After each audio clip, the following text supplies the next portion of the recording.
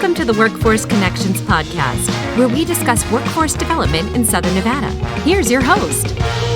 Hi, and welcome to another episode of the WC podcast. Today, we have a very special guest, Dr. Bobbi Damrow, Chief Executive Officer of the Culinary Academy of Las Vegas. Bobbi, I know we've been waiting for this for a while. We're excited to have you. Welcome. Thank you.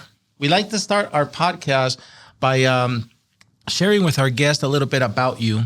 So tell our audience where you were born, where you grew up, where you went to school, both K through 12 and post-secondary. Tell us all the way maybe to your first job. Oh, gosh. It's a journey. Yes. It certainly was. I'm a Midwest girl, born and grew up in northern Wisconsin, about 60 miles due south of Lake Superior, so where it's kind of cold. Yes. But, my mom was a teacher and my dad was a businessman. So it was kind of a great family experience. There were four of us, and my dad was a serial entrepreneur, so owned the school buses and kept vertically integrating, bought a gas station because school buses need gas, then a parts store because school buses need parts. And then there was a roller skating rink in there. So had a really fantastic childhood. But my first job in high school was actually in the hospitality industry. So I started out as a waitress and then did some short order cooking. So It's interesting for me when I think about my career coming full circle, kind of ending in the hospitality industry kind of makes sense to me. Yeah. But after high school, went to a trade school for a 2-year degree in business management. After that, worked at a company called St. Croix Rod.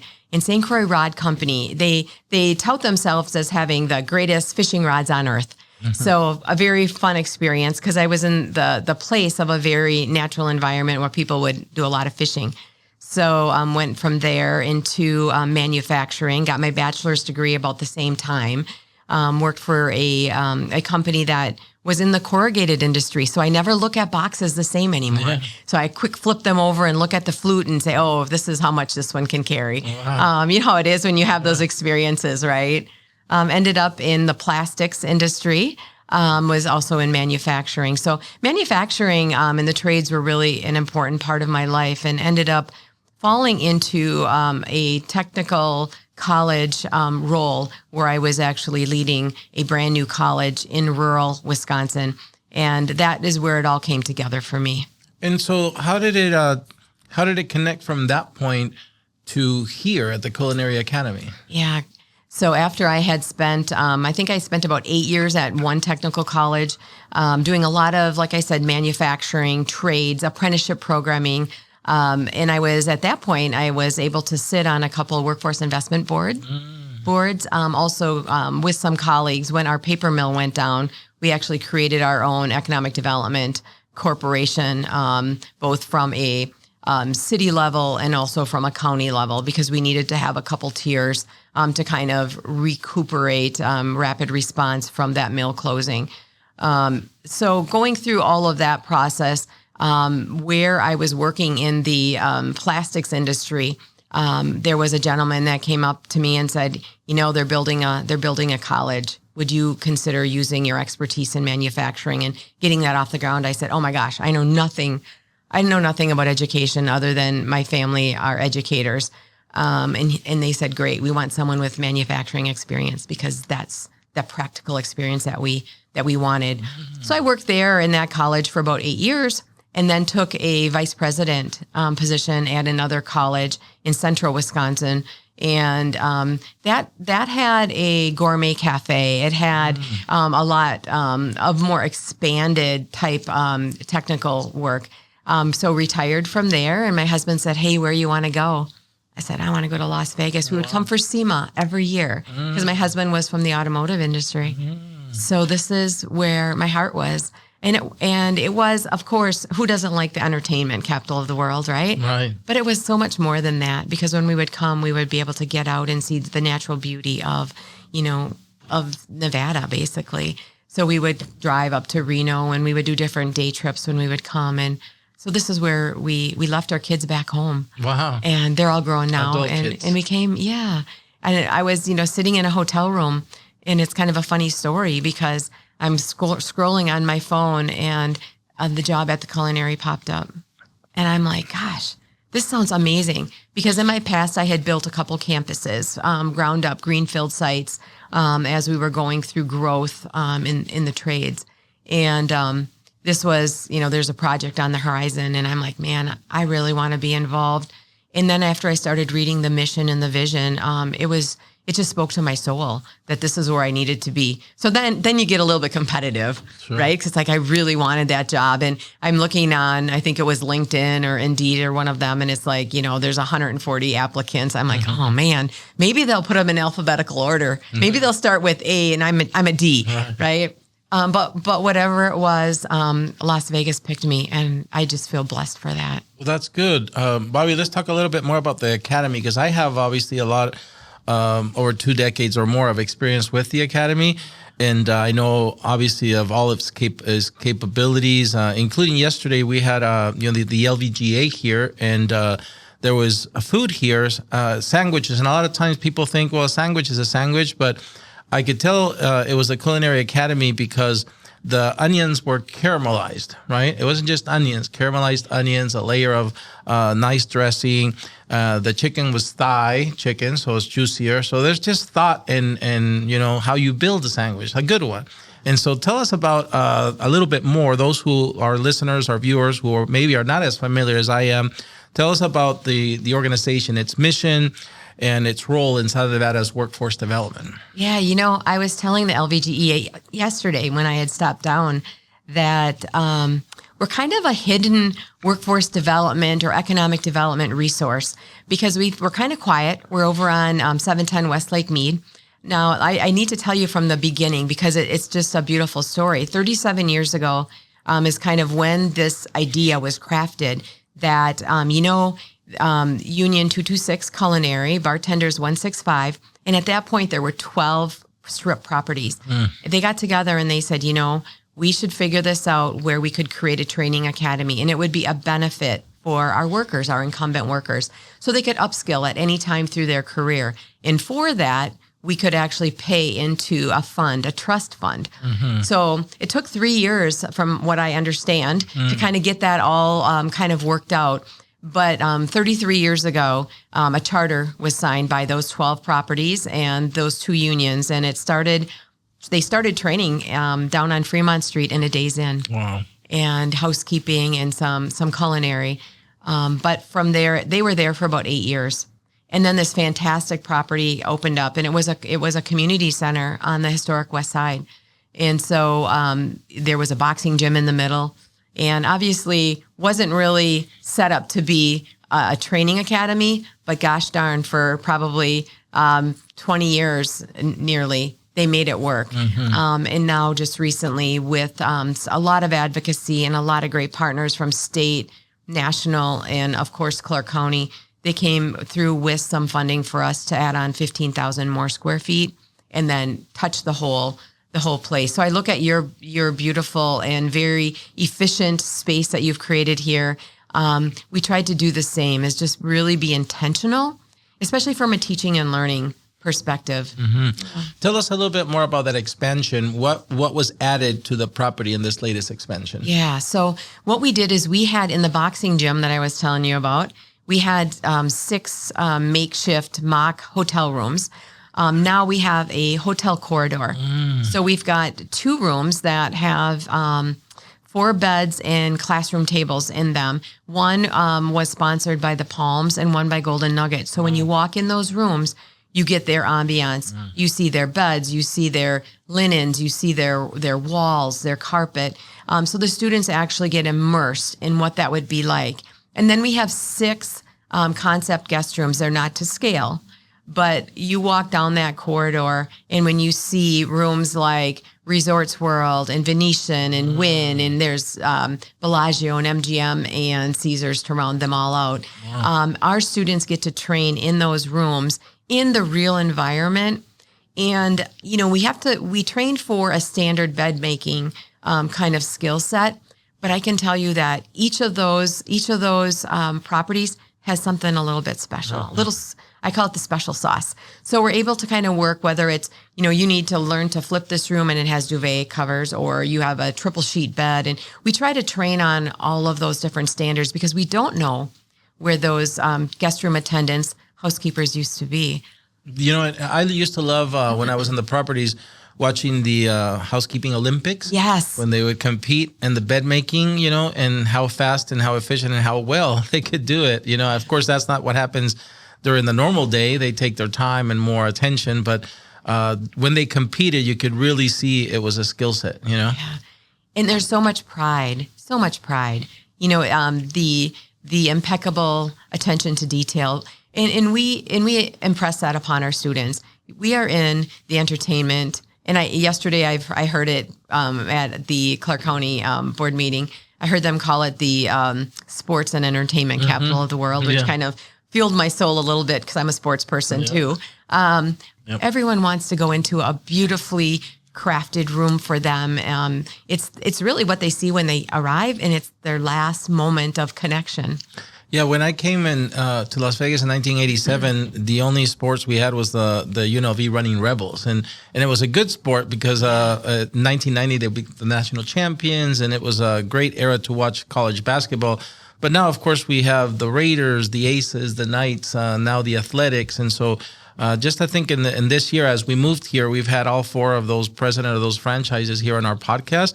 And to look back and you probably couldn't have imagined that back in 1987, have iconic franchises like that. So, Bobbi, as we have evolved, if this city has evolved a lot since 1987 when I got here, including the Strip or a place of 12 properties, the type of properties and amenities they have today, how does the Culinary Academy continue to meet the evolving needs of the properties? Can you tell us a little bit about that? Yeah, and I'm really glad that you asked me that question.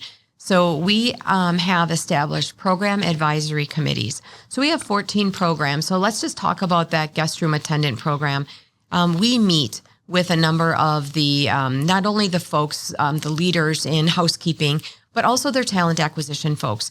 And we meet with them and we say, okay, we want to make sure our curriculum is validated. Are we really training to the needs in a general sense? What are you looking at for technology? So, for example, a couple of years ago, we implemented a product. It's called Hot Sauce, and all of the properties use that now. So, do you remember the days when someone would knock on the door and say housekeeping? Yeah. That's the past. Mm-hmm. And so now everything is automated. You'll either have some of the properties use Android, some use Apple. But it tells our guest room attendants what room to go in next, what rooms to touch, what rooms to leave. Wow. And so just having those constant conversations, like, keep us relevant. We want to make sure we're not in the back seat. We need to be ideally ahead of you if you know something's coming down the pike, right? You're changing something, but at least riding next to you. So when you need a big hire for a new tower that's being put up or a new venue, we've got you staffed up. And of course, we're very interested in, the new Hard Rock and how we make sure that we are staffed as a city for all of those needs. So a lot of times we talk here in our business about building a talent pipeline that matches the needs of employers. And I just heard you say that there is very strong intentionality about communicating with those employers through committees, as you said, to make sure that what you're building does meet their needs. Is there a challenge, a workforce challenge that we're facing here as a community in Southern Nevada that maybe doesn't receive enough attention? And if there is one, what can employers, educators, workforce partners do to address that challenge? Yeah, I have been thinking about that, and I think you guys are right on it, and I'm so proud. I think it's a disconnected youth. When I think about nearly 40,000 youth in the state and probably 30-some thousand here between the ages of 19 and 24 that just haven't yet found their place in our community. That is such an opportunity, and I think you've coined that as, right, their opportunity youth. Yeah. And I just love that because we really need to do something about that. At the Culinary, we are trying to find them. We're trying to meet them where they're at. But I think it's a systems approach, which I think is in your strategic plan. We are so behind that because we know that we can give students a great experience, and we can give them their first success, whether they stay in hospitality for their whole life. Maybe it's even one job, but it's that success of getting in the workplace. And if they go into another skill set or another employer, that's okay. But I for me, that is where I see like our biggest need right now. And I am sure that of those 40,000, there's a number, probably a large number, that have the innate traits that are built to be in the hospitality industry, right? Because that's who you want. You don't want to force somebody that doesn't like the heat or smells or a kitchen or whatever it is, right? Like just like we don't want to put somebody in nursing that hates blood. And so I think there's probably a big number of those that why it's so critical and why we formed a coalition, because we can't do it alone. Usually Workforce Connections receives resources that we can only enroll about 1,000 young people of those people in our programs. And that group has gotten that big because there's more than 1,000 that need the help. And so we now have this coalition. We have now formed a workforce intermediary, a 501c3 that's going to attract already. We had 17 large funders here in this conference room 2 weeks ago as we launched the Funders Collaborative, because it's going to take more resources than what we have. And so the goal hopefully is to, as you just said, find those 40,000 and put them where they belong and help them, because if they had the resources themselves to do it, then they'd be done.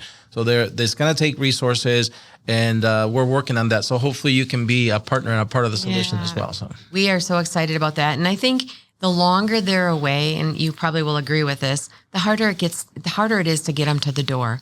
Right? People start to feel a little bit insecure, and when we can get them to our door, or any training academy or any workforce connection, right? Yep. We know that if we get them to the door, that's half the battle, because everyone that we have worked with at the academy will just put their arms around them and start removing barriers.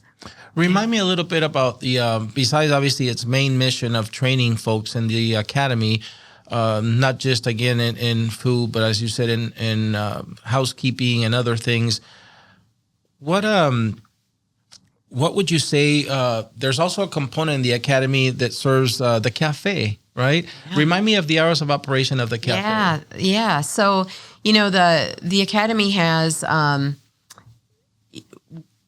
want to step back for just a second, because I think when we talk about funding, I'm really excited to share with you that about 90% of our new entrants we find funding for. So as we partner with this coalition, I think that funding may be less of an issue, but it's finding those students that are at the training ready, right? Maybe not workforce ready, but training ready. Yeah. But part of that training, if you do go into the culinary, so a pro cook, kitchen steward, busser, server, those four kind of steady occupations.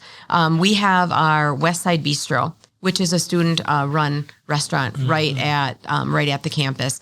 That is open Monday through Friday, and that's from 11 until 2 p.m.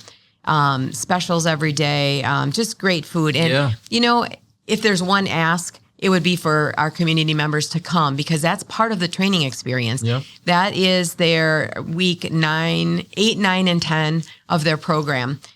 Before they go down to the 500 grand, which is the Clark County Government Building. And we actually also operate that cafe as well. Awesome. And that's really where the rubber hits the road, because we're a sit-down dining and people can kind of relax, and it's a little bit more passive. But when we get down to the Clark County Government Building, that's hopping. Yeah. And then people have a short period of time to get their meal. Yeah. But once they are successful through that period of time, then that's when they start interviewing, and we do that placement for them.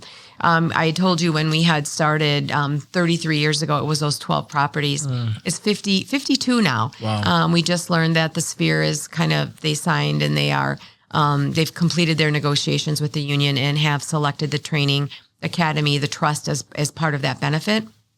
So we have those 52. Fontainebleau came on earlier this year, Venetian right before that. So we really encompass all of the Strip, all of downtown, and then we've got some off-strip properties, a little bit off-strip, like maybe the Palms in Rio, but really excited. And about, probably the lion's share of our students end up at one of those And it's the opportunities there are very good, and their wages are union wages with a great benefit package. But we have some folks that maybe aren't ready, or maybe it's geographically not where they want to be, or maybe they just don't want to be in a resort environment. That is fine. We have other partners that are willing to interview them and really hire them. We're at about 88% right now for our hire rate before they're even done. So I'm going to go back to the sandwich I ate yesterday because, again, it really speaks of the level of the quality and attention to the product produced at the Academy, at the bistro. The sandwich I ate yesterday, I described already the caramelized onions, the dressing, the chicken thigh, but it was on focaccia bread. And it was, just delicious bread by itself. And so when you mix all those things together, the savory, umami flavors that came out was just, again, outstanding. So I also remember that in the bistro, as you said, it's so important for those students to feel like they're working in the real world. I remember seeing all the utensils, all the serving trays and all the food containers to be exactly what I saw in the kitchens on the Strip. And so I think all that was really a part of why the Culinary Academy has that kind of success and placement, because you're giving them real life experience, not only in the bistro, but in the pyramid. Thanks for noticing that. I appreciate that. And it was delicious. Yeah. I did have a little taste. You tried it? I did. I think, we talked about the physical location, and that's so important, or the physical being of the facility, right? Taking on that feel, right, of a property, but it's the equipment as well. All of the materials that we use, even the quality, even the quality of the products that we use to make our food. So we try to emulate all of that. But you're absolutely right. We just put in what I call Gold Star kitchens. We put in 2 brand new kitchens with the same types of kettles, the same type of Mary chefs, the same type of things that are used depending on what type of food is being served. And we did that, with the communications with our partners down in the resorts, because we want to make sure that they are training on the right food products, the right types of equipment, and they're in the right environment. So that allows us to actually put forth delicious meals. And, we have a catering operation that also helps our students. So when they're with us, they're also doing some catering meals. We do everything from weddings to meetings, and it could be warm or cold, whatever that would look like. We have 3 catering vehicles that we also use for prepared foods. Prepared foods is, we have a number of contracts. We're really blessed to have those, because that's a revenue stream for us, and it's also an experience for our students in kind of, I would call it like institutional cooking, like large production. So, for example, we are privileged to serve the North Las Vegas Correction Center, and three meals a day for those folks. And there's special meals that go along with that, depending on different folks' dietary needs. We also do a number of other smaller facilities, respite centers, veteran centers, and that really provides the experience for our students across the board. And again, details are important, but the potato salad that accompanied the sandwiches yesterday had crumbled bacon, so that's just the cherry on top. So it was really good. We have 8 chefs. So, and 2 sous chefs. So we have instructors that are chefs, and then we have production chefs. So it's always under the close watch of people that have a lot of experience in the industry, whether they were a cruise ship chef or they came. We have some that actually came from some of our most fabulous venues downtown. That's good. Well, let's shift gears a little bit because we've spoken about, obviously, your professional life, the Culinary Academy. But Bobbi, when you're not working or volunteering, or when it's your time and you need to recharge your batteries, when you need to refill your cup, what kind of hobbies or activities help you unwind, help you recharge? Great question, because since moving here 2 years ago, the sun in my pool in a good book is a fantastic day for me. But I like to travel. We do travel, and now that we're here kind of in the Southwest, we have some new aspirations of kind of doing more exploring. So kind of getting out to just explore the U.S. And travel. I play the piano. I have to tell you, when we talk about first jobs, if my mom watches this, she's going to be, that wasn't your first job working at a restaurant. You were playing organ in church. That's my passion too, is music. So, and there's so many great concerts. Yes. So those venues, I try to keep tickets in my wallet. That's very good.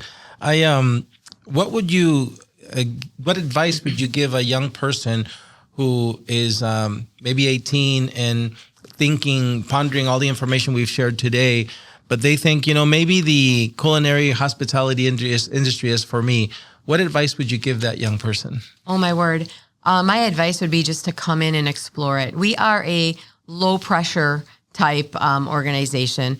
When we get them to the door, and I think you expressed it beautifully. You know what? Kitchens can be hot. Kitchens can be cold. Being a housekeeper, there's a lot of detail that's involved with that. A kitchen steward, sanitation, that takes a special person. So we kind of walk through the different careers that are available, and kind of see what fits with them. If they say, "Gosh, I don't want to work weekends," or or this isn't part of that, that's okay. In fact, we have folks on our student success team that are connected with other industries. And if we find that person should be going somewhere else, we'll make the call and say, we have got someone here, not a fit for hospitality, but might be a fit for your organization. And we want to make that connection, because at the end of the day, our vision, we talked about our mission, which is really to provide a pipeline of relevantly skilled workers for the hospitality industry.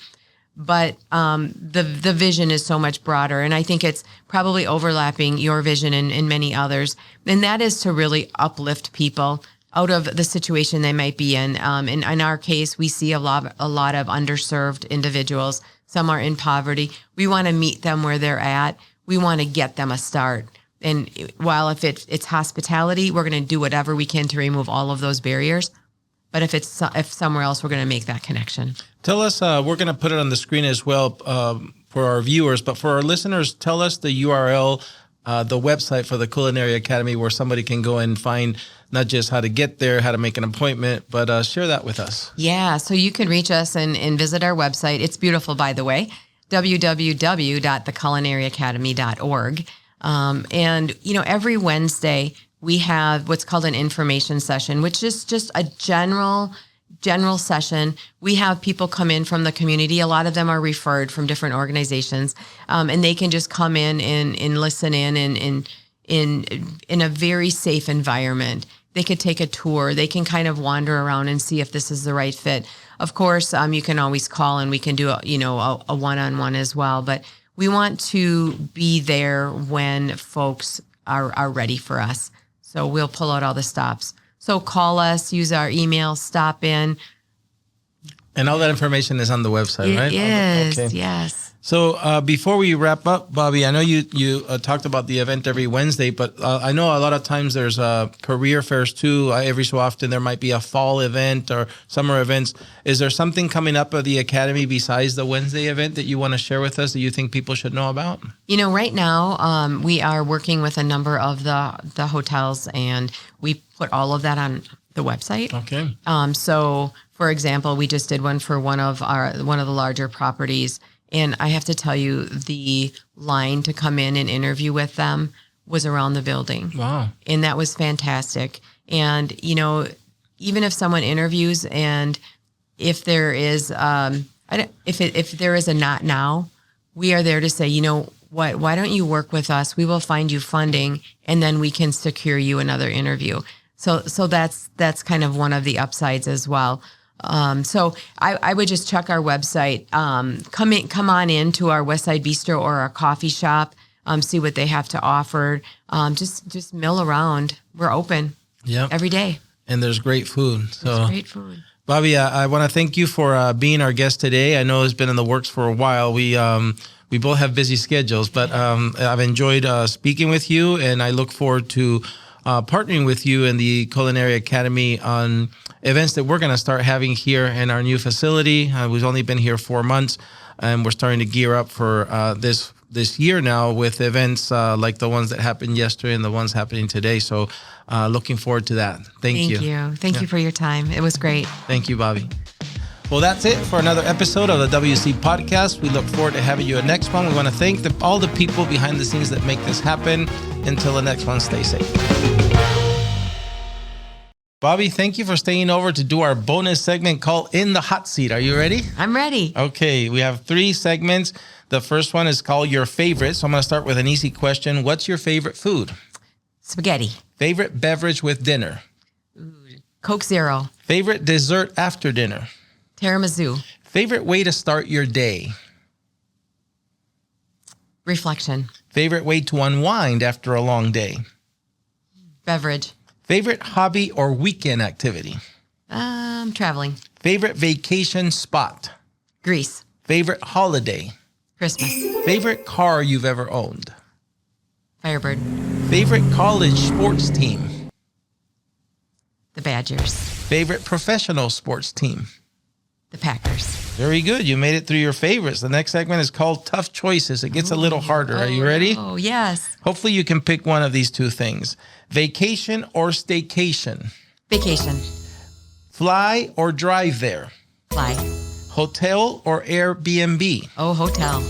When you retire one day, we hope that's still, from here, of course, that you share with us that there was another retirement. But when you retire, will it be on a ranch or in the city? City. Day by the ocean or hiking in the mountains? Ocean. Have more time or have more money? Time. The ability to fly or breathe underwater? Fly. The ability to speak with animals or speak any foreign language? Foreign language. This is where it gets really hard. You have to pick one. Truth or kindness? Truth. Actions or words? Actions. Justice or grace? Justice. You made it through tough choices. Good job. The last segment is called Finish the Sentence. I'm going to give you about 90% of the sentence. You're going to finish it for me. You ready? If you could visit any place in the world, it would be? The Sahara Desert. The best part about living here in Las Vegas is?